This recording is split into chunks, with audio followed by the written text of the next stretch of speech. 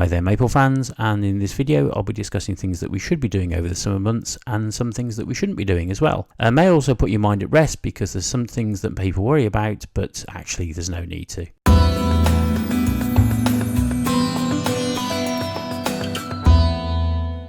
Hi there maple fans, and in this series of videos I'll be sharing what I do throughout an entire year on a monthly basis. Please note that these months are based on UK timings but of course can easily be adapted to anywhere else in the world. So at this time of year, an obvious concern is the water levels of trees. This is Sazanami, which has grown amazingly well over the last couple of years, and also note some coloration on the leaves. We will come back to that. But if you look at the water meter here, I really was expecting this to need watering, and it clearly doesn't. So the first learning I think really is that just because it's hot, or we perceive that it's hot, we should still carry on treating every tree under its own merits really. So I'd still use the water meter, I'd still double check it. And then we have a little tree next door to it which is far smaller. You'd think that would use a lot less water, but for whatever reason, position, nature of the tree, etc., the wind that the crow blows over it, that needs a drop of water, so we'll certainly be watering that one. And just going on to this lovely little tree here, this is still in its nursery pot, and therefore the compost that it's in will drain much more freely than the compost mix that I use, which for reference is half ericaceous and half a mature compost.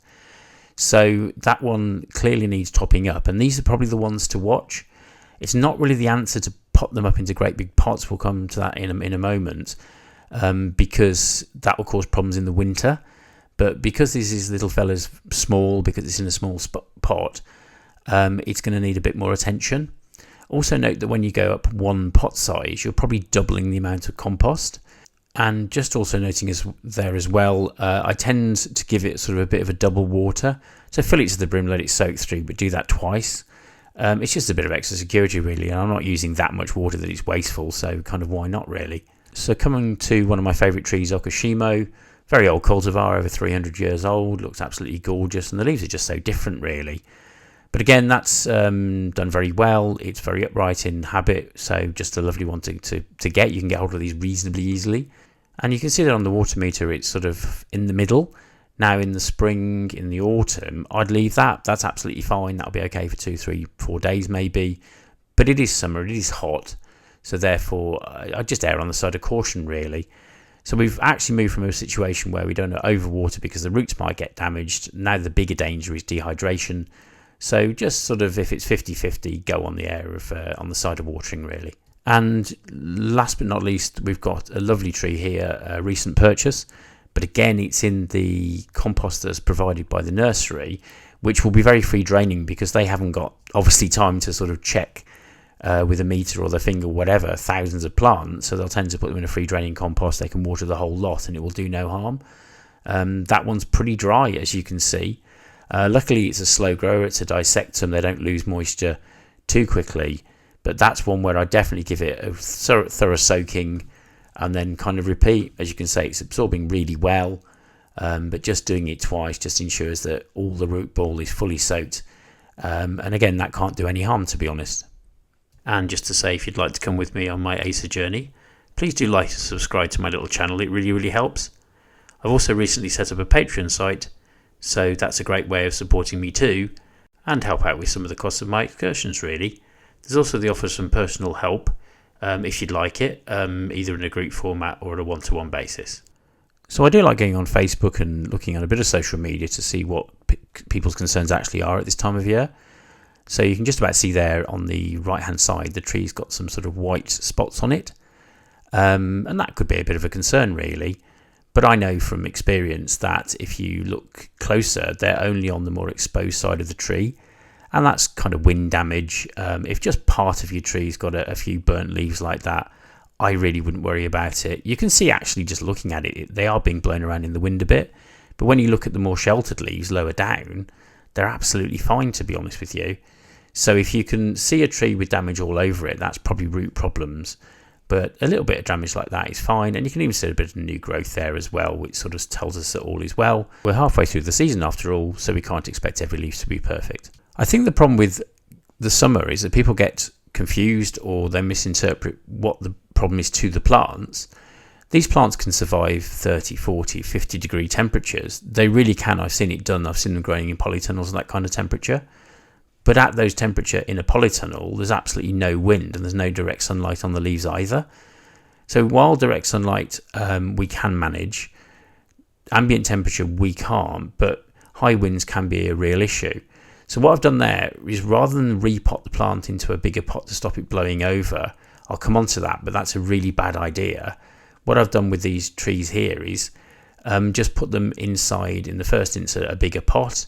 And here I've got these little pots, 50p each, loads of holes in them for drainage, and put some stones around these plants.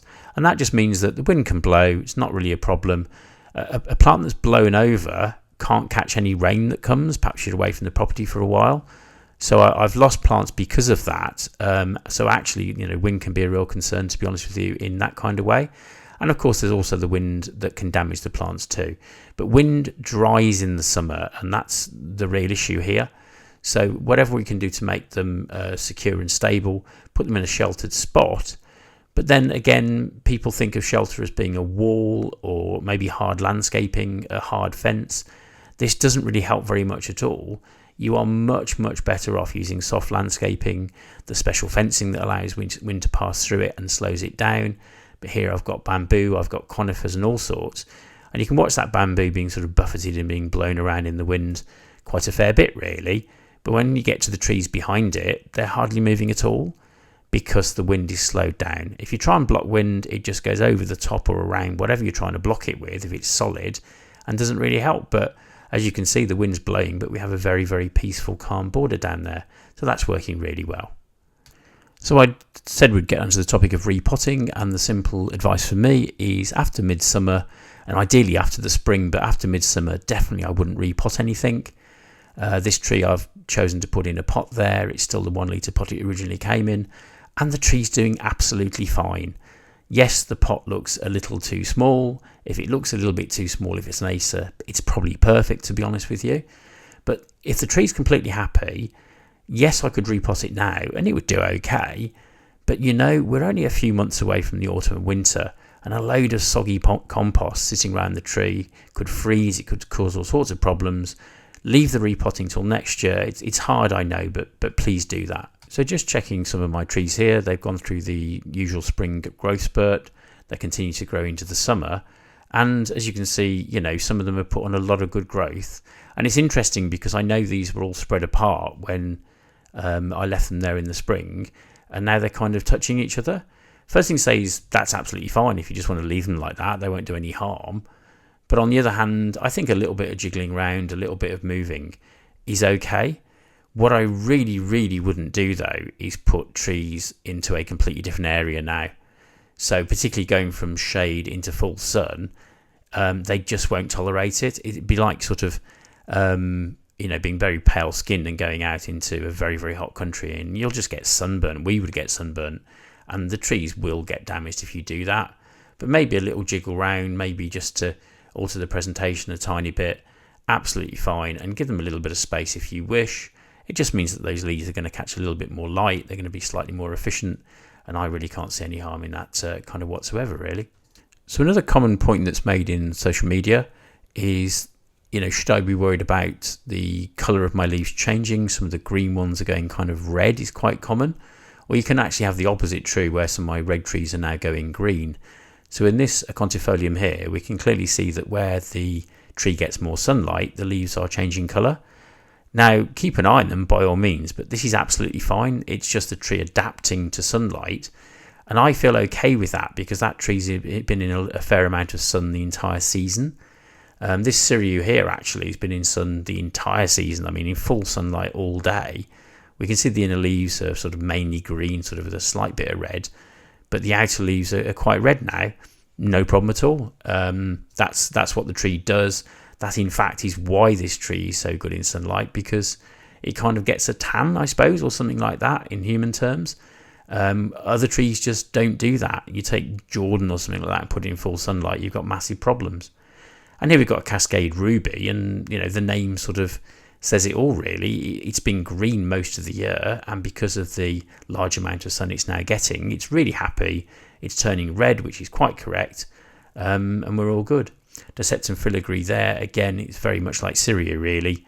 It changes colour. I know this well. It's very, very windproof as well, this tree, which is why it's sort of in that particular location. And then we've got Shishigashira in front of it, which kind of doesn't change, but probably because of the curled over leaves, because of the nature of the tree. They're very small leaves as well. It's just really, really sun tolerant.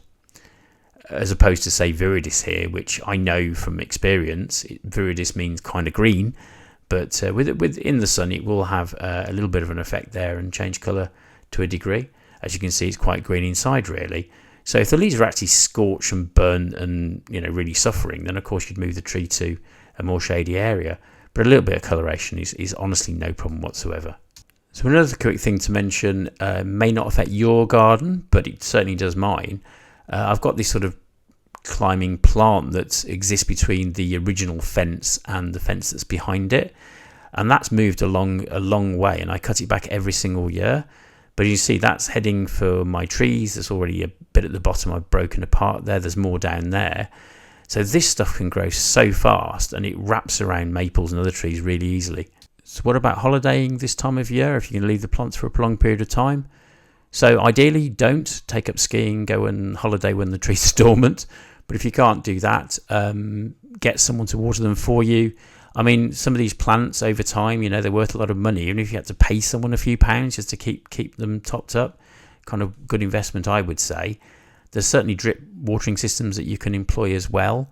Or ideally get friends and family just to pop round.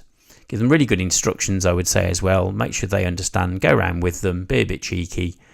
It's just such a real shame to come back and find after a lovely holiday that your plants have suffered, really. And if you're going away for just 2 or 3 days, well, honestly, just soak everything. I'll give it a really good soaking once in a while. That won't do any harm. Certainly much less than letting them dry out.